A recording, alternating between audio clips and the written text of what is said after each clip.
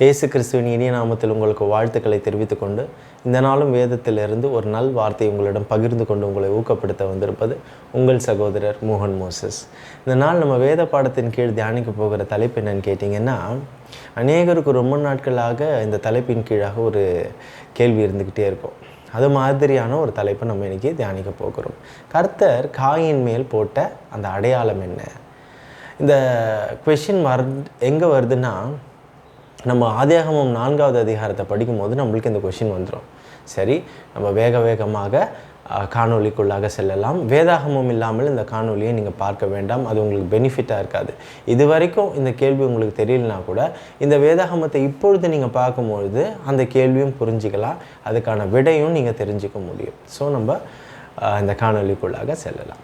முதலாவதாக நான் உங்களுக்கு வாசிக்க போகிற அதிகாரம் என்னன்னு கேட்டிங்கன்னா, ஆதியாகமம் 4வது அதிகாரத்தை நான் உங்களுக்காக வாசித்து காட்டுகிறேன்.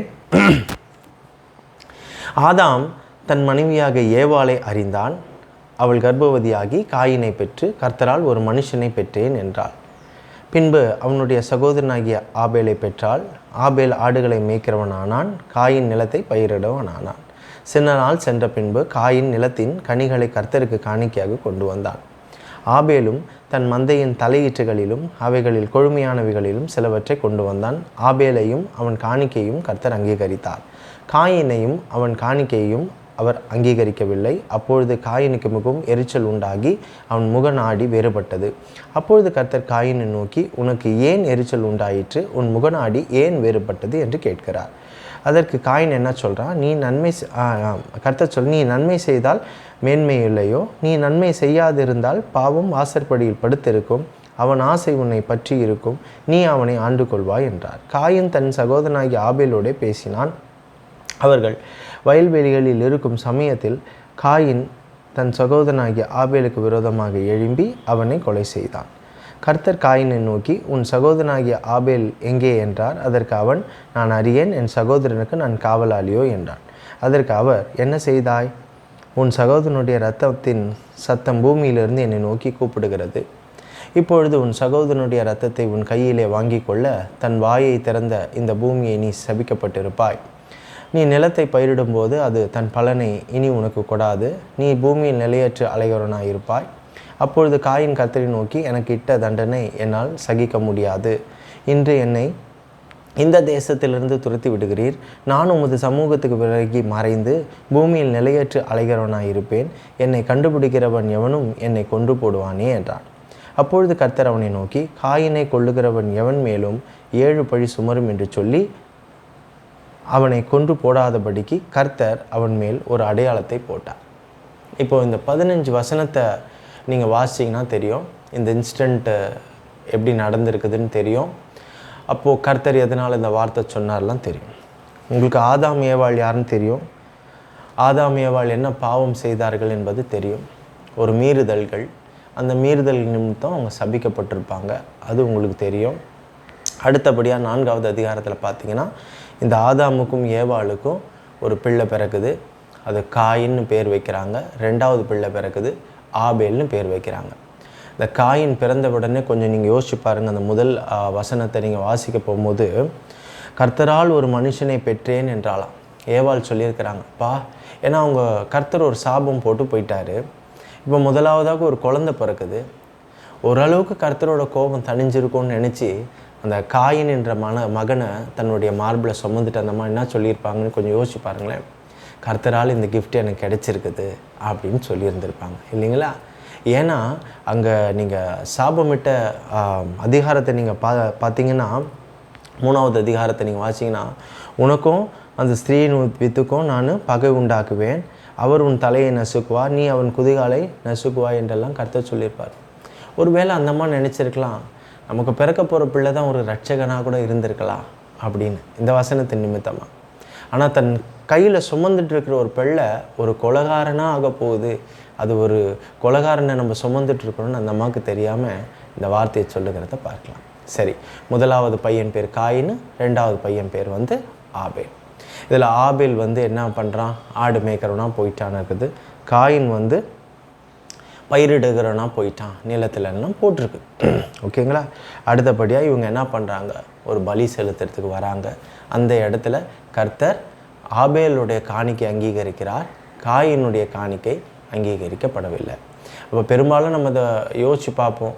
அப்போது ஆடோ மாடோ காளையோ ஏதோ இது ரத்த பலி செலுத்தினா அவர் ஏற்றுனது பார்ப்பொழுது நான் வெஜிடேரியனை ஏற்றுக்கிறாரு. இவன் என்ன தப்பு செய்தான், வெஜிடபிள் ஃப்ரூட்ஸ் இதெல்லாம் தானே வைத்தான், அதில் என்ன அவன் தப்பு செய்தான் அப்படிலாம் நினைப்போம். ஆனால் பொதுவாகவே பார்த்திங்கன்னா பலி எப்படி செலுத்தணும் அப்படின்றதெல்லாம் அவங்களுக்கு அடையாளமாக ஆல்ரெடி கொடுக்கப்பட்டிருக்கும். எப்படின்னு பார்த்தீங்கன்னா, ஆதாமும் ஏவாளும் பாவம் செய்த போது பாருங்கள், பாவங்களுக்கு இரத்த பலி தேவை என்பதை கர்த்தர் ஒரு உணர்த்தும் விதமாக அவங்களுக்கு ஒரு பாடத்தை கற்பித்தத்தை நம்மளுக்கே தெரியும். மேலும் அந்த பாவங்களை மறைக்கிறதுக்கு கர்த்தர் விலங்குகளை தோலை அணிவித்தார்னு ஒரு வசனம் வரும். அப்போ அங்கே ஒரு விலங்கு ஆல்ரெடி பலியிடப்பட்டிருக்கிறது, அந்த தோலை தான் கொடுத்துருக்கிறாருன்னு தெரியும். அப்போது ஒரு பலிக்கு முக்கியமான தேவை என்னதுங்க, ரத்தம் என்பதை தெரிந்திருக்குது. அப்போது கண்டிப்பாக இவங்களுக்கும் அது தெரிஞ்சிருக்கும். அப்போது இவன் என்ன பண்ணியிருக்கணும், தன் சகோதரனிடத்திலிருந்து ஒரு ஆடையாவது பெற்றுக்கொண்டு அவனும் பலி செலுத்தியிருந்திருக்கலாம். நிச்சயமாக அது அங்கீகரிக்கப்பட்டிருக்கும் என்று நானும் விசுவாசிக்கிறேன். அவன் இந்த வழியை தெரிந்து கொண்டு வேணும்னே என்ன பண்ணியிருக்கிறான், தானியங்கள் அது இது வெஜிடபிள் ஃப்ரூட்ஸ் இதெல்லாம் எடுத்துகிட்டு போய் படைச்சிருக்கிறான். நமக்கு வெளியிலேருந்து பார்க்குற நமக்கு என்ன தெரியும், இதில் என்ன தப்பு இருக்குது அதில் என்ன தப்பு இருக்குன்னு சொல்லும். ஆனால் உள்ளத்தை ஆராய்ந்து அறிகிற கர்த்தருக்கு தெரியும், இவன் உள்ளத்தில் மிகப்பெரிய ஒரு பொறாமை குணம் இருக்குது, மேட்டிமை இருக்குது, இதெல்லாம் அவருக்கு தெரியும் இல்லைங்களா. இவன் நினச்சிருந்தா போய் தாழ்மையாக கேட்டு தன் ஒரு உச்சிதமான ஒரு ஆட்டை கூட பண்ணி பலி கொடுத்துருக்கலாம். ஆனால் இவன் போய் என்ன தான் நடக்குதுன்னு பார்த்துருவோன்ற அளவுக்கு பண்ணிட்டான். அங்கே கர்த்தர் அங்கீகரிக்கலை. அதுவே அவனுக்கு ஒரு கோபமாக ஆயிடுது. ஏன் உன்னுடைய முகம் மாறுதுன்னு கேட்குறாரு. அப்போ ஒன்று பாருங்கள், அகத்தின் அழகு முகத்தில் தெரியும்னு நம்மளுக்கே உலக வழக்க சொல்லுது. நம்ம உள்ளே என்ன தியானிக்குது, நம்ம உள்ளே என்ன கண்டிஷனில் இருக்குது நம்ம ஃபேஸ்லேயே கண்டுபிடிச்சிடலாம். கர்த்தராக கண்டுபிடிக்க முடியாது, கர்த்தர் கண்டுபிடிச்சி கேட்குறாரு. அதெல்லாம் பாருங்கள், அதுக்கு ஒரு பதிலும் சொல்கிறத நம்ம பார்க்கலாம். இதே சமயத்தில் வயல்வெளியில் 2 பேரும் வேலை செஞ்சுருக்குமோ பாருங்கள், யோசிச்சு பாருங்கள், திடீர்னு ஒரு சண்டை ஒன்று ஏற்பட்டுடுது. அந்த சண்டையில் ஆல்ரெடி அவன் பொறாமையில் இருந்ததுனால என்ன பண்ணாங்க, தம்பிகாரனை கொன்றுட்டான். அப்போ அந்த ரத்தம் முதலாக பாருங்கள், முதலாவது கொலை இவன் தான் செய்கிறான், காயின். இந்த முதலாவது கொலை செய்கிறதும் இவன் தான். இந்த உலகத்தில் முதலாவதாக கொலை செய்யப்பட்ட அந்த ரத்தம் இந்த உலகத்தில் சிந்தினதும் இதான் முதல் தடவை. ரத்தம் சிந்திருச்சு, ஒரு அப்பாவினுடைய ரத்தம் சிந்தப்பட்டுருச்சு. இது வரைக்கும் மழை பனி அப்புறம் இந்த மாதிரியான விஷயங்களை பார்த்த பூமி ரத்தத்தை முதலாக டேஸ்ட் பண்ணுது. அப்போ பாருங்கள், இதன் நிமித்தம் கர்த்தர் கோபம் கொள்ளுகிறத நம்ம பார்க்க முடியுது.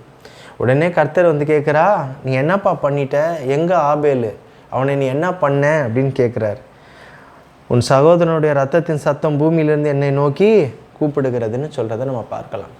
இப்போ கர்த்தருக்கு தெரியாதா இங்கே என்ன சிச்சுவேஷன் நடந்ததுன்னு? அப்படி அந்த ஆன்சர்லேயே தெரியுது, கர்த்தருடைய உன் தம்பியோட ரத்தம் பூமியிலேருந்து என்னை நோக்கி கூப்பிடுதுன்னு சொல்கிறதுக்கு அப்போது என்ன நடந்ததுன்னு கர்த்தர் தெரியுது. அப்போ ஏன் கேட்குறாரு அவனை, காயினை? அவனாக இந்த பாவத்துக்கு ரெப்பன் பண்ணி மன்னிச்சிடுங்க ஆண்டவரே, இந்த மாதிரி நான் பண்ணிட்டேன், கோபத்தில் பண்ணிட்டேன், பொறாமை நிமித்தம் பண்ணிட்டேன், எரிச்சல் நிமித்தம் பண்ணிட்டேன்னு அவன் சொல்லுவா அப்படின்னு நினச்சாரு. அதுக்காக கேட்குறாரு. அதுக்கு அவன் திமிர்த்தனமாக இன்னும் அவனுடைய உள்ளத்தை பிரதிபலிக்கும் விதமாக பொறாமையின் உச்சத்தில் இருக்கும்போது நம்மளுடைய இருதயம் எதனால நிறைந்திருக்கிறதோ வாய் அதை அப்படியே கொட்டி தீத்துரும். இன்னைய வரைக்கும் நம்மளால் அதை உணர முடியும். நம்ம இதை தான் இவ்வளோ நாள் நீ மனசில் வச்சுன்னு பேசியிருந்தியா, அதோ தான் சொல்லிட்டி அப்படின்னு சொல்லுவோம் இல்லைங்களா. அப்போ அவன் பதில் சொல்கிறான், என் தம்பிக்கு நான் என்ன வேலைக்காரனா, எப்போ பார்த்தாலும் அவனை நான் பார்த்துக்கிட்டே இருக்கிறதுக்குன்னு சொல்லி அந்த மாதிரி காவலாளியோ என்று கேட்குற அளவுக்கு அவன் உள்ளம் அப்படி இருக்குது. அப்போ கர்த்தர் அவனை காயினை சபிக்கிறத நம்ம பார்க்கலாம். தன் வாயை திறந்த இந்த பூமியில் நீ சபிக்கப்பட்டிருப்பாய், நீ நிலத்தை பயிரிடும்போது அது தன் பலனை இனி உனக்கு கொடாது, நீ பூமியை நிலையற்ற அலைகிறவனாக இருப்பாய் என்றார். உன்னால தான் அந்த ரத்தம் சிந்தப்பட்டதுனால நீ இனி எவ்வளோதான் பயிரிட்டாலும் ரத்தத்தை உள்வாங்கினதுனால அது இனி உனக்கு பலன் கொடுக்காது அப்படின்ற சாபனையும் போடுறார். நீ எங்கே போய் என்ன பண்ணாலும் சரி, இனி உன் கையினால் ஒரு பிரயாசம் உருப்படாது அப்படின்றத சொல்கிறார். நீ அலைந்து திரிய வேண்டியவ தான் இருக்கும். அப்போது இன்று இந்த தேசத்தை அப்போ உடனே சொல்கிறான், இந்த தண்டனை என்னால் பொறுத்து கொள்ள முடியாது, ஜீவியம் பண்ண முடியாதே, என்னை இந்த தேசத்திலிருந்து துரத்தி விடுகிறேன், நான் உன் சமூகத்தில் விளங்கி மறைந்து பூமியில் நிலையவற்றனா இருப்பேன், என்னை கண்டுபிடிக்கிற ஒருத்தனும் கொண்டு போட்டுடுவானேன். அப்போ தான் சொல்கிறார் கர்த்தர், காயினை தொடரவன் மேலே 7 பழி சுமரும், உன் மேலே இவ்வளோ பழி சுமந்தா உன்னை தொடரவன் மேலே 7 பழி சுமரும், உன்னை கொன்று போடாதபடிக்கு கர்த்தர் அவன் மேல் ஒரு அடையாளத்தை போட்டார். இதை வாசிக்க போகும்போது இங்கே தான் நம்மளுக்கு தெரிஞ்சிடும், என்னங்க அந்த அடையாளத்தை கர்த்தர் போட்டுட்டார், எதுக்குங்க அந்த அடையாளத்தை போட்டார் அப்படின்னு தெரியும். அப்படி அந்த அடையாளம் என்ன அடையாளம் போட்டார், இதுதான் எல்லாரோட குழப்பமும். இந்த நாள்லேருந்து இல்லை, அந்த நாள்லேருந்து எல்லாருக்கும் உள்ள கேள்வி இது. அது அடையாளம் என்னவா இருக்கும், அந்த அடையாளம் என்னவாக இருக்கும் என்று சொல்லி அந்த கேள்வி பதிலை பார்க்கும் போதே நம்மளுக்கு தெரியுது ஏன் இந்த அடையாளத்தை அவர் முதலாவதாக போடுறாருன்னு.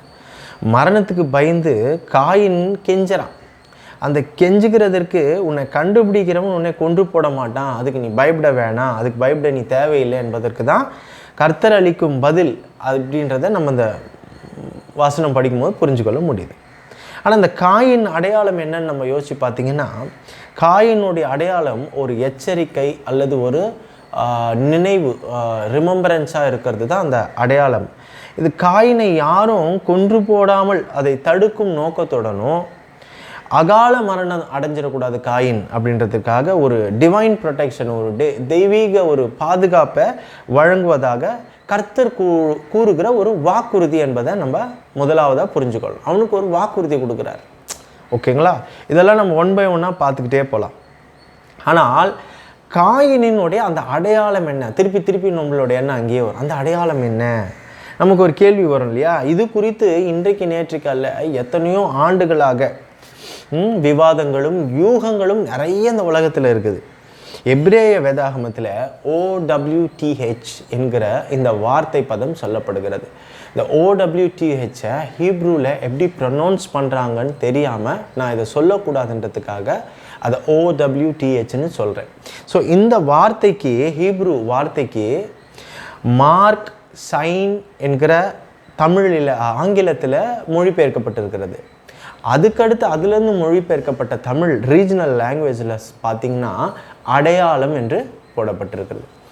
ஸோ இதுதான் இந்த வார்த்தைக்கான பொருள், மீனிங் என்பதை நம்ம தெரிஞ்சுக்கிறோம், விளக்கம். இந்த அடையாள குறி என்னவென்று ஆனால் இது வரைக்கும் நம்மளுக்கு தெரியல. ஆனால் இந்த அடையாள குறி கண்களால் பார்க்கக்கூடியதாக தான் இருந்திருக்கும் என்று பலரும் கருதுகின்றனர். ஏன்னா ஒரு அடையாளத்தை போட்டார்ன்றதுனால என்னன்னா கண்ணால் நிச்சயமாக விசிபிளாக தான் இருக்கும் அந்த சைன் அப்படின்றது பலரோட கருத்தாக இருந்தது. ஒன்று அது முகத்திலேயோ இல்லைன்னா கையிலேயோ வைக்கப்பட்ட ஒரு எழுதப்பட்ட ஒரு ஹீப்ரு வார்த்தை, ஒரு ஹீப்ரு எழுத்து என்று பலர் இதை கருதினாங்க அந்த டைம்லேயே. வேறு யாரும் இந்த குற்றத்தை செய்யக்கூடாது, இது மற்றவங்களுக்கு ஒரு பயமாகவும் இருக்கணும், அட் த சேம் டைம் ஒரு பாடமாகவும் இருக்கணும்னு கர்த்தர் இந்த அடையாளமாக இந்த ஹீப்ரு எழுத்தை எழுதினார் அப்படின்றது பலரோட யூகமாக இருக்கிறது. அதாவது இந்த அடையாள குறி எப்படின்னா ஒரு ஸ்கார், ஒரு வடு மாதிரி இருக்கும் அவனோட நெத்தியில் அப்படின்னு சொல்லப்படுது. இல்லை சில பேர் சொல்கிறாங்க அது கையிலோ இல்லை முகத்தில் ஒரு டேட்டு பச்சை குத்துனது போல் ஒரு அடையாளம் இருந்திருக்கும் அப்படின்னு ஒரு சாரார் சொல்கிறாங்க. இல்லைப்பா, கர்த்தர் காயின் தலையிலேருந்து ஒரு கொம்பை வளர வச்சிட்டாரு, 2 பக்கம் ஒரு கொம்பு வந்துச்சு, அதுதான் கர்த்தர் போட்ட அடையாளம்னு சொல்லி சிலர் அதை சொல்கிறவங்களும் இருக்காங்க. ஆனால் பெரும்பாலானோர் பேர் நம்புகிற ஒரு விவாதம் இருக்கிறது, ஒரு யூகம் இருக்கிறது. அது என்னன்னு கேட்டிங்கன்னா, காயினோட அடையாளம் என்னன்னா அவனோட ஸ்கின் கருமையான தோல் ஆயிடுச்சு, டார்க் ஸ்கின் ஆயிடுச்சு, அதுதான் கர்த்தர் அவனுக்கு போட்ட ஒரு அடையாள சாபம் என்பதாக பலர் கருதுகின்றனர். அந்த காயினோட தோல் கருப்பு நிறமாக மாற்றி கர்த்தர் ஒரு அடையாளத்தை போட்டதாக யூகிக்கப்படுகிறது. ஓகேங்களா? அந்த அடையாளம் காயினுக்கு சாபத்தால் தான் உண்டாச்சு அப்படின்ற நம்பிக்கையில் இந்த கருமையான சருமம் உள்ளவர்கள், இந்த கருமையான தோல் கொண்டவர்கள் எல்லாம் இன்றைக்கு வரைக்கும் எப்படிப்பட்டவங்க, சபிக்கப்பட்டவங்கன்ற ஒரு கூற்றும் இருந்ததாம் அந்த நாளில் இருந்தே. ஓகேங்களா? மேலும் இந்த காயினுடைய அடையாளக்குறி போதனையை வைத்து ஆப்பிரிக்க அடிமைத்தன வர்த்தகம் மற்றும் கருப்பு மக்களுக்கு எதிரான பாகுபாடுகளை பலர் நியாயப்படுத்தியிருக்காங்க அந்த நாட்களில். இதனை வந்து மொர்மோன் டாக்ட்ரின் என்றும் ஒரு கோட்பாடு இருக்கிறது. இந்த மொர்மோன் டாக்ட்ரினை வந்து நிறைய பேர் வந்து ஆமோதித்து இதை நியாயப்படுத்தியிருக்கிறாங்க அந்த நாட்கள்லேருந்து. ஆனால் காயினுடைய அடையாளம் குறித்ததான இந்த கோட்பாடு விளக்கம் என்பது இந்த மோர்மன் டாக்ட்ரின் சொல்கிறாங்களே, அது வந்து இந்த வேதாகமத்துக்கு மிகவும் எதிரானது. ஏன்னா வேதாகமத்தில் இதை பற்றி எதுவுமே சொல்லப்படலை. எப்ரேய வேதாகமத்தில் எந்த இடத்துலையும் வந்து இந்த WOTH என்ற வார்த்தைக்கு பொருள் வந்து தோல் நிறம், கருப்பு உள்ள ஒரு தோல் நிறம் அப்படின்லாம் எந்த ஒரு மீனிங்குமே இல்லை. அதோட மீனிங்கை வந்து ஒன்று மார்க், இல்லை சைன், இல்லைன்னா வந்து ஒரு ரிமெம்பரன்ஸ், ஒரு அடையாளமாக தான் இதை அந்த OWTH என்ற ஒரு வார்த்தை ஹீப்ரு வேதாகமத்தில் வர்றதுக்கான பொருள் இதுதான்.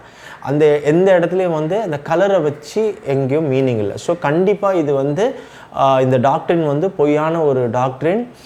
இது வந்து வேதாகமத்துக்கு ஒரு எதிரானது தான்.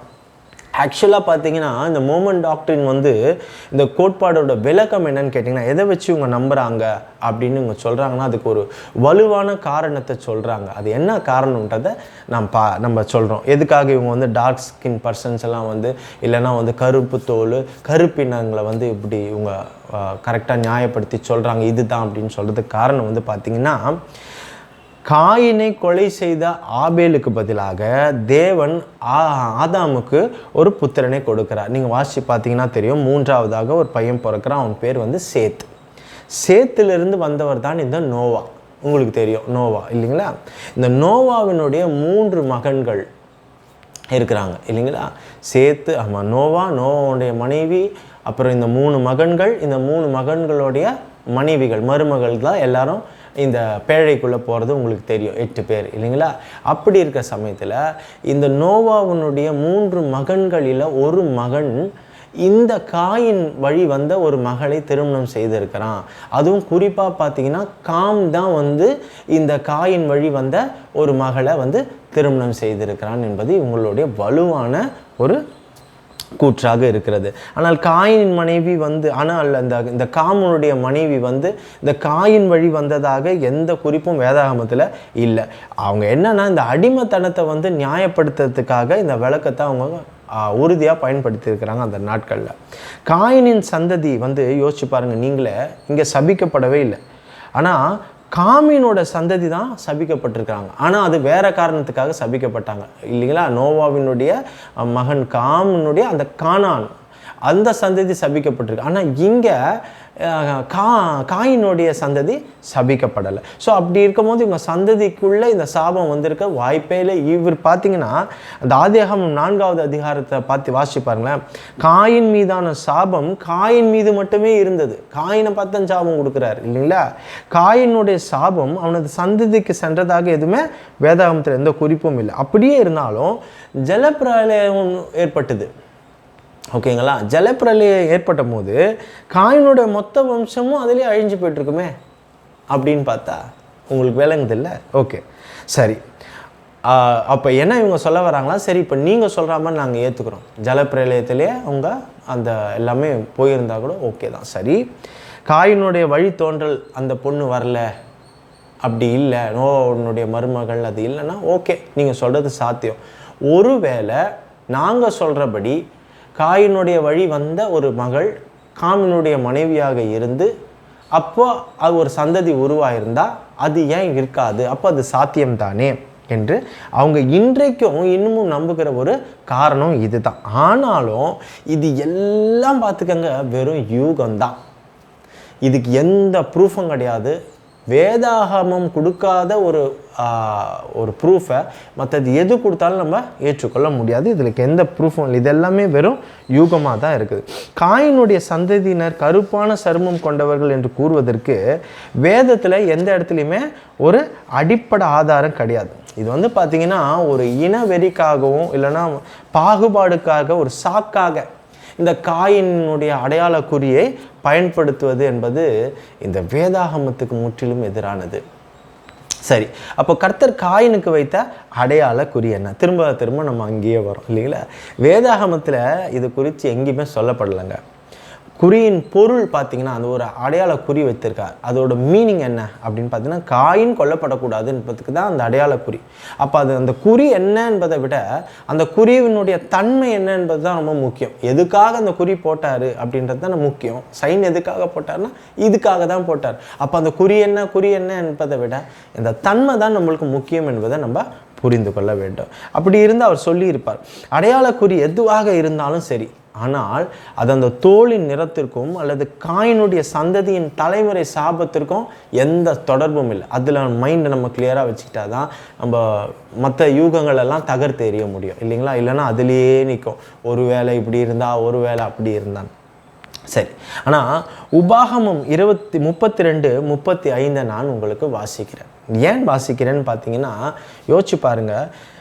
இப்போ இந்த இவன் என்னதான் காயின் இந்த மாதிரி ஒரு தப்பு பண்ணியிருந்தாலும் அவன் கொலை செஞ்சுருக்கிறான்.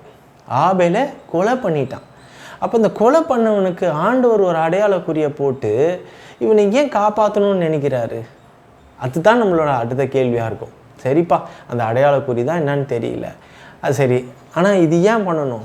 அவன் தப்பு தானே செய்தான், கொலையை தானே செஞ்சிட்டான், அவனோட ரத்தம் இன்னைய வரைக்கும் கேட்குதே அப்படின்னு கூப்பிடுதே அப்படின்னு நம்ம நினைக்கிறோம் இல்லைங்களா?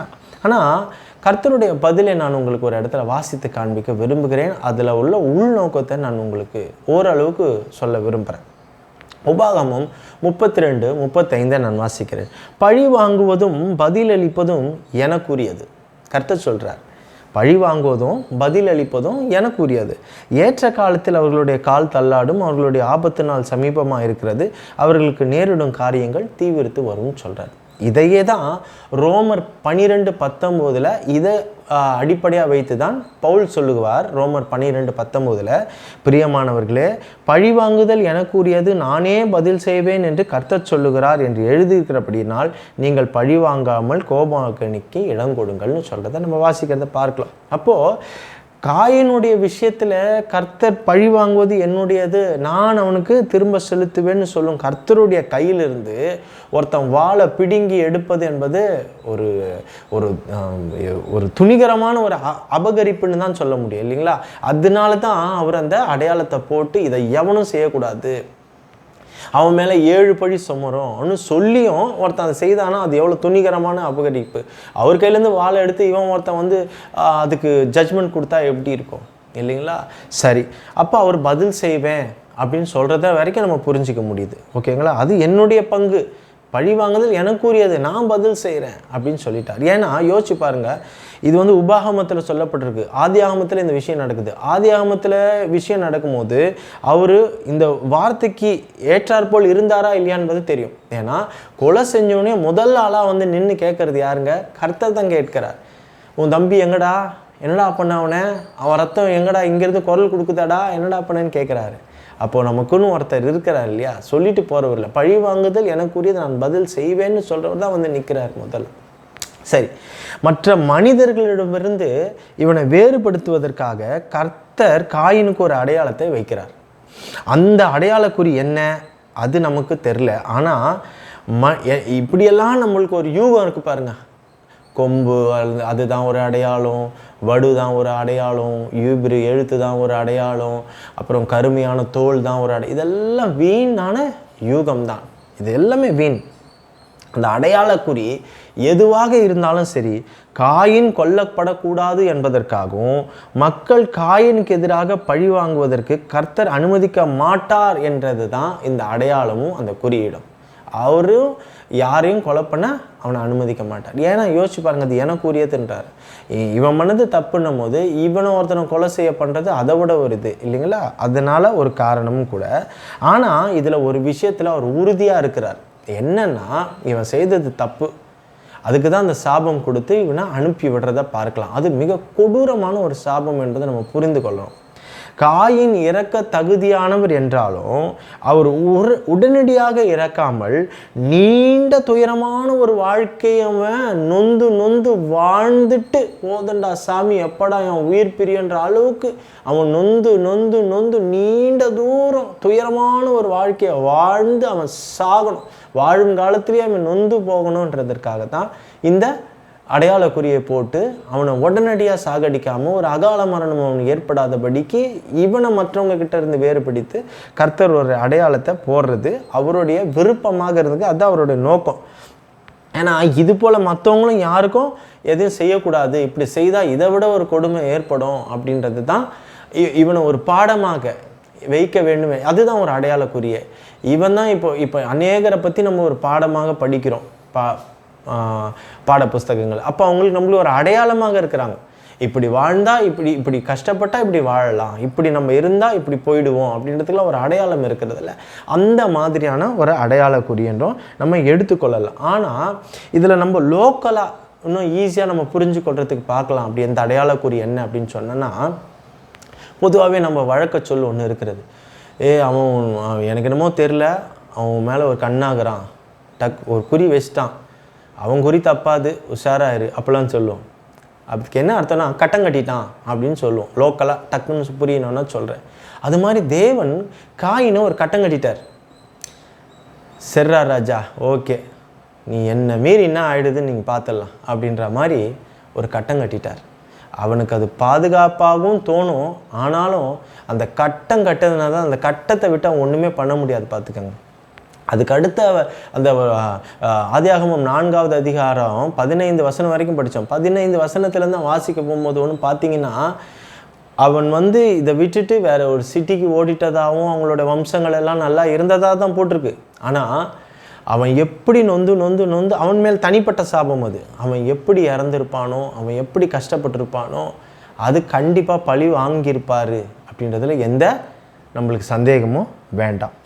ஏன்னா இதுக்கு முக்கிய காரணம் என்ன? காயின் இப்படி செய்ததுக்கு முக்கிய காரணம் என்ன? ஏன் தம்பிகாரன் மேலே இவன் இவ்வளோ கோவப்படணும் அப்படின்னு நம்ம முதலாவதாக யோசிச்சு பார்க்கணும். அதுதான் நம்ம இந்த பாடத்தில் கற்றுக்க வேண்டியது மிக முக்கியமானது. யூதா எழுதின நிருபம் பாருங்கள், அது ஒரே அதிகாரம் தான். 11வது வசனம் பாருங்கள்.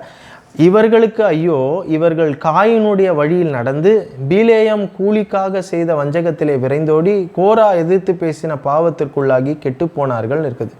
ஆக மொத்தம் 3 பேரோட வழியில் வந்தவங்க கெட்டு போனாங்கன்னு இருக்குது. அப்போ காயினுடைய வழியில் நடந்தவர்கள் கெட்டு போனார்கள்னு வச்சுக்குவோமே.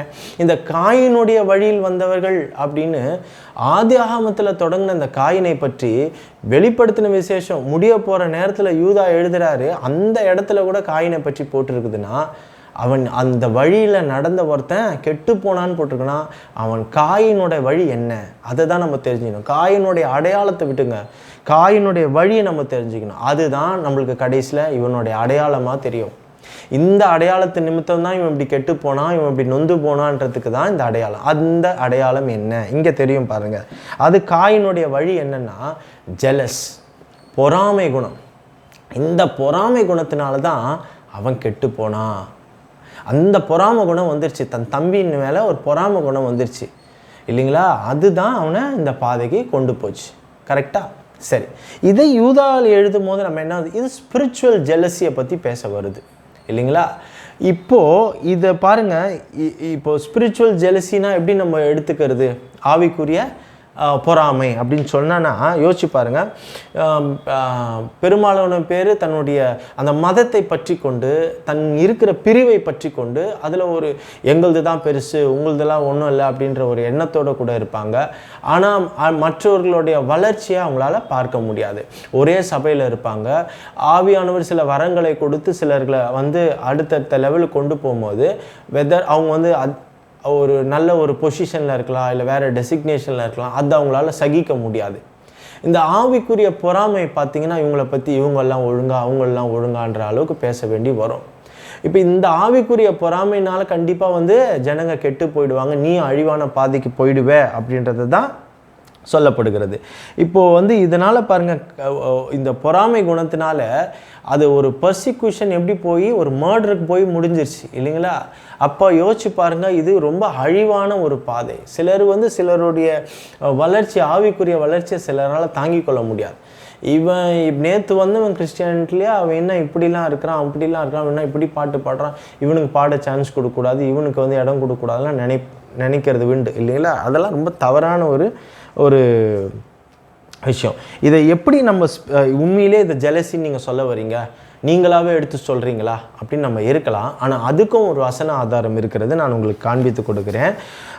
1 யோவான் 3வது அதிகாரம் 12வது வசனத்தை நான் உங்களுக்காக வாசிக்கிற பாருங்கள். நீங்களும் என்னோடு கூட எடுத்துக்கோங்க. 1 யோவான் 3வது அதிகாரம் 12வது வசனம். பொல்லாங்கனால் உண்டாயிருந்து தன் சகோதரனை கொலை செய்து காயினை போல் இருக்க வேண்டாம். அவன் எதன் நிமித்தம் அவனை கொலை செய்தான்? தன் கிரியைகள் பொல்லாதவைகளும் தன் சகோதரனுடைய கிரியைகள் நீதி உள்ளவைகளுமாய் இருந்ததுனாலே தானே. பாருங்க, அப்போ அந்த பொறாமையை குறித்து காயினை பற்றி ஆதியாகமத்தில் இருந்து யூதா எழுதுகிறார், அப்புறம் யோவான் எழுதுகிறதெல்லாம் பார்க்கலாம்.